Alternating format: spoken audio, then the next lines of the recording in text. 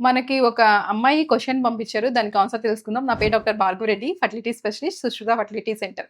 మామూలుగా అమ్మాయి డెలివరీ అయిపోయిన 3 ఇయర్స్ అయింది బాబుకి. డెలివరీ అయింది. కానీ పీరియడ్స్ ఇప్పుడు ఇర్రెగ్యులర్ ఉన్నాయి.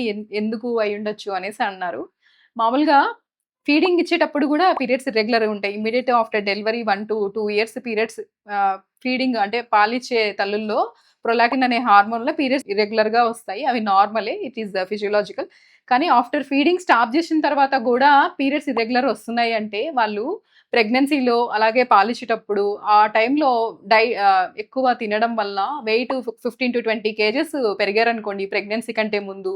సో ఇలా ఎక్కువ వెయిట్ పెరగడం వల్ల ఇన్సులిన్ రెసిస్టెన్స్ ఉండి పీసీఓ వచ్చి థైరాయిడ్ ప్రాబ్లమ్స్ ఏమైనా వచ్చి ఇర్రెగ్యులర్ పీరియడ్స్ వచ్చే అవకాశం ఉంది. డెలివరీ అయిన తర్వాత ఈవెన్ నార్మల్ డెలివరీ అయితే 1-2 మంత్స్ తర్వాత నుంచి వాళ్ళు చిన్న చిన్న ఫిజికల్ యాక్టివిటీ, వాకింగ్, ఎక్సర్సైజెస్ అట్లాంటివి చేసుకోవచ్చు. సిజేరియన్ అయిన తర్వాత ఒక 6 మంత్స్ తర్వాత నుంచి వాళ్ళు చిన్న ఎక్సర్సైజెస్ చిన్న చిన్నవి abdomen exercises, hands, legs exercises, yoga, meditation ఇట్లా డైట్‌లో కొంచెం కార్బోహైడ్రేట్ తగ్గించి ప్రోటీన్ రిచ్ ఫ్రూట్స్, వెజిటబుల్స్ ఉండేలాగా తీసుకోవాలి. తిరిగి వాళ్ళు ప్రెగ్నెన్సీ కంటే బిఫోర్ ఉన్న వెయిట్ రాగలిగితే హెల్త్ అనేది కరెక్ట్‌గా ఉంటుంది. సో మీరు ఒకసారి మీ డాక్టర్‌ని సంప్రదించండి.